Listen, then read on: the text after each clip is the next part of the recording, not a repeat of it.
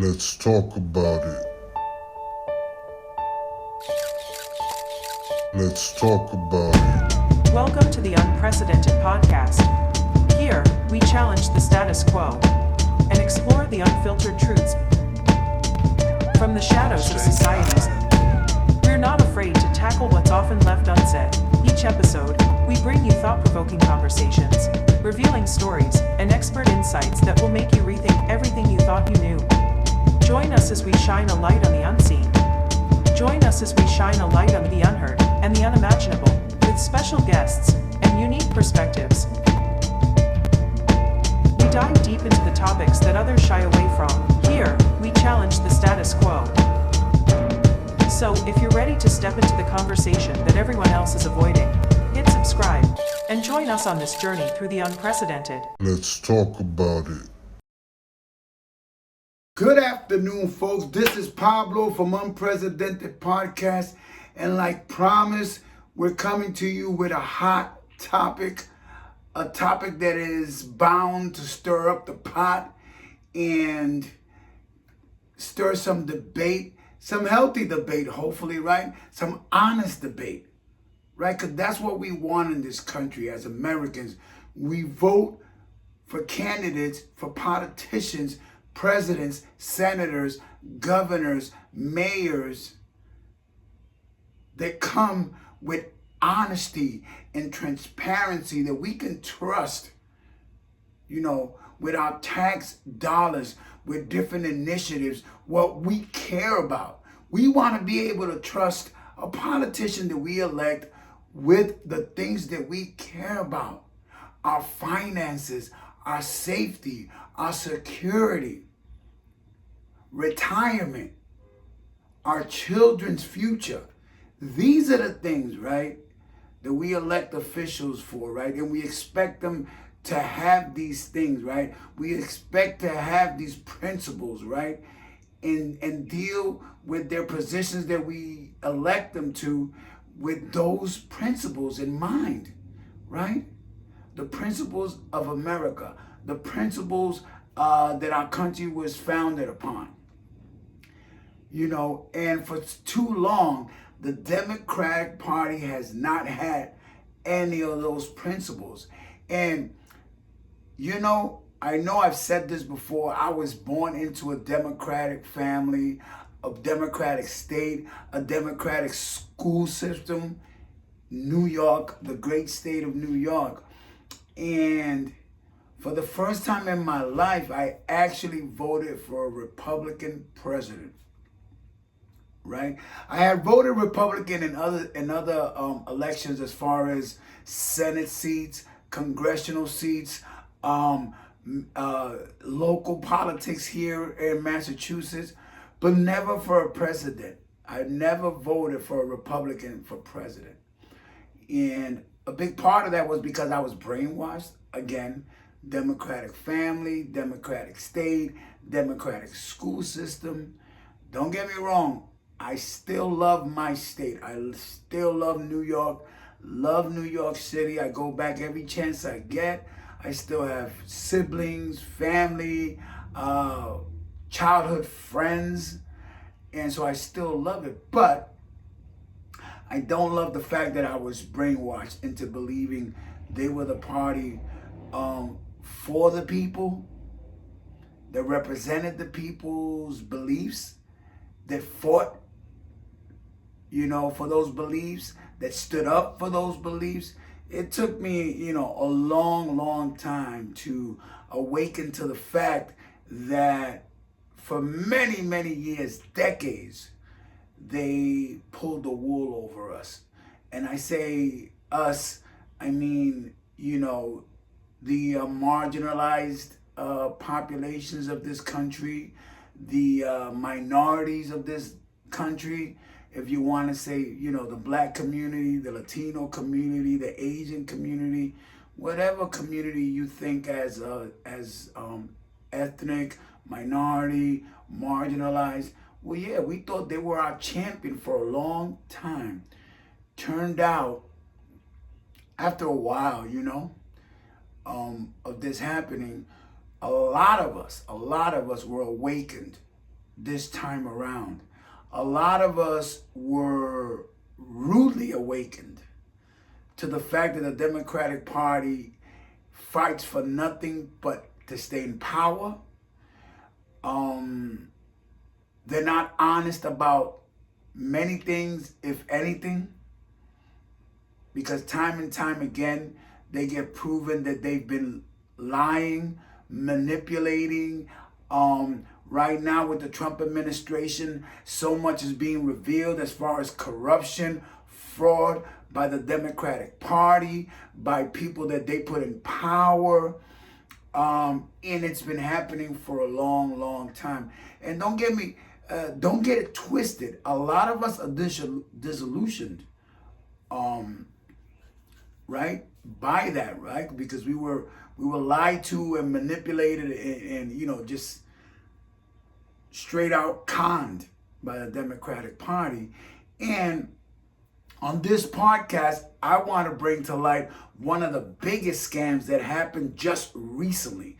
This is not 10 years ago, 20 years ago, 30 years ago. This is not in the 60s, 70s, 80s, so on and so forth. I'm talking about right now, during this immediate election that we just had, a couple of months ago. A Democrat lied, steal, cheated, manipulated the American public once again. But not only did this candidate lie, manipulate, con, cheat, twist the truth, they did it in a way that bamboozled $1.2 billion from Democrats who believed in this candidate. And what did this candidate do? I'm talking about Kamala Harris, yes. If you were living in Iraq, in a cave, under a rock, well, that's what I'm talking about, Kamala Harris. She gathered up the troops, she circled the wagons, and she came up with a huge pot of gold in the amount of $1.2 billion from donors, from Democrats, from people who believed in the Democratic Party, in their message, and that they were the hope for the future. And here came Kamala Harris, who, by the way, was not nominated. Nobody voted for her to be on the ticket. Nobody voted for the vice president to run for president. No. Another scandal the Democratic Party pulled was lying and manipulating and conning us into believing that Joe Biden was able to be president, that he was able to run again against President Trump, which, if you have any common sense, and don't get me wrong, I'm not trying to insult anybody, but at this point, it doesn't look like anybody in the Democratic Party has any common sense, or if they do, they're just choosing not to use it. And they've been doing this consistently for a while now, so it leads me to believe that they're just outright stupid. If you had 2 cents, 2 brain cells, you would see that Joe Biden was not fit to run for president, to run the country, period. To run the country, period. Much less run for a second term against Donald Trump. And so, at the last minute, so nobody had the time to do anything, to react, or to block it, or to contradict it, they said, no, he's not going to run. He's leaving it to Kamala Harris. This way, it was an impromptu thing. It was an impromptu process. It was fast. Nobody had time to react, really. It was out of nowhere. It caught professionals off guard. Like the media, people who've been doing it for decades now, they were caught off guard by that.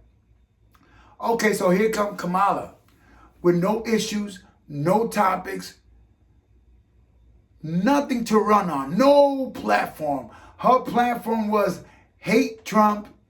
Trump is terrible. The Democratic Party's message was hate Trump. He's a Nazi. He's the worst thing since the Antichrist. And that's what they came with. Once Joe Biden stepped aside and said, I'm not running, I can't do it, blah, blah, blah, blah. Whatever the excuses, whatever the lies were from the Democratic Party, from the Biden administration, well, here we had Kamala Harris running around the country, not making any sense, not being able to put a couple of coherent sentences together. Because she tried. She mumbled, jumbled, and put words together that didn't make any sense. And so she would try.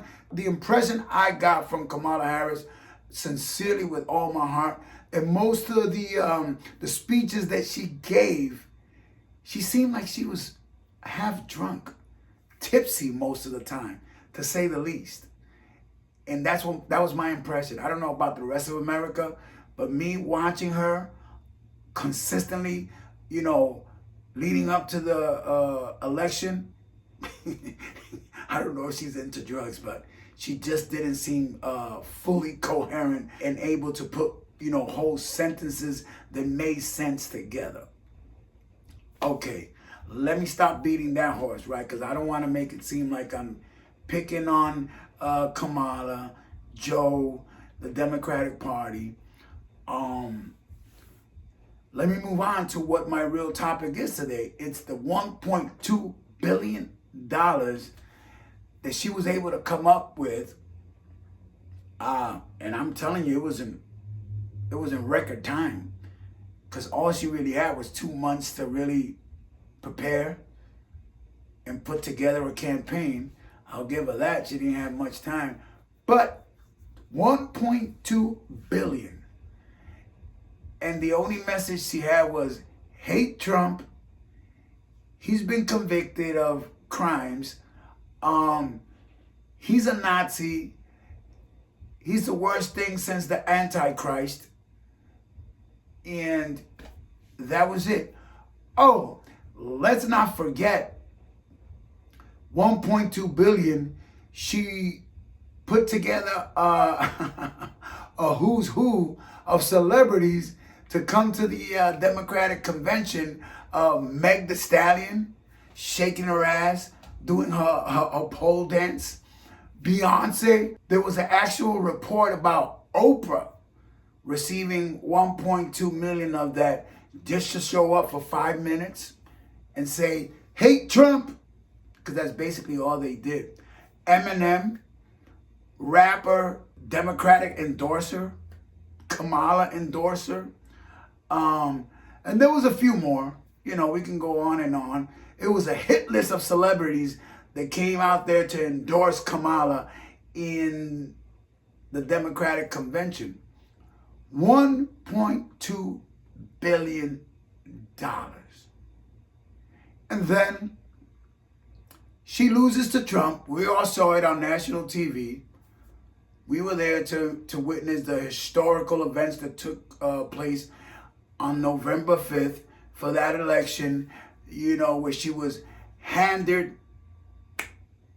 I don't want to say, I don't like cursing on these videos, but she had her ass handed to her by Donald Trump.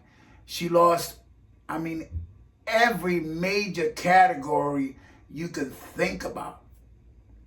You can just make up a category and she lost it. Historic categories, though, let me point those out for you. The black vote, the Latino vote, the man vote, the woman vote, the battle states. Yeah, those states that were like, you could have gone either way, she lost them. The popular vote, she lost. She literally lost everything, every category you could lose for the Democrats. She lost them. And let's analyze that a little bit. Why? Why people that would historically vote Democrat decide, nah, I'm just not doing it this election. Nope, I'm just not falling for it. Here are some of the reasons, in my opinion. People wisened up. People woke up. People realized the shenanigans that the Democratic Party was coming up with. People were sick and tired of these agendas that were trying to force things down our throats that were not, too tasty. I'm not even going to get into all the woke agenda, the initiatives, the transvestite, transgender in the Department of Education, the parades with all these men dressed up as women, all these the woke movement going into elementary schools, drag queen days. I'm not gonna get into that, because so much could be said about that. We can, go on for hours. But to me, what it came down to was the American people feeling the pressure, feeling the crunch economically, right? It was hitting our wallets. It was hitting our paychecks. It was hitting our way of living. And what did the Democratic Party decide to do? Play games, not listen, finger point, blame everybody else. They have to always find an enemy. They always have to find a boogeyman, so they don't have to take responsibility for what they've been doing consistently from decades since I was a little boy. Yeah, and I'm a 54-year-old man right now. Yeah, everybody else is to blame except them.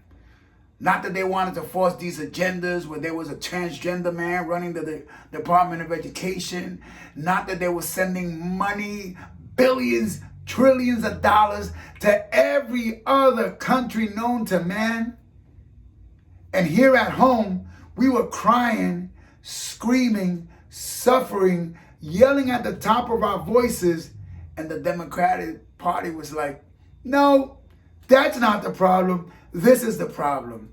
No. That's not how you take care of that. Here's how we're going to take care of it. We're going to send 30 trillion, billion, I forget the numbers. I don't have them in front of me, but I know it's billions of dollars to Ukraine, billions of dollars to Israel. And let me tell you, I'm a boy born and raised in Williamsburg, Brooklyn, surrounded by Hasidic, Orthodox, unorthodox Jews. I probably know more about the Torah than a lot of Jews. So I'm not hating on the Jews. I love the Jews. I'm also a Christian man. And my Christ, my Savior, my Lord and Savior, Jesus Christ, is a Jew. Yeah, he was a Jew. He was a Jewish man, but he is my Jewish God now. And so it's not about the Jews.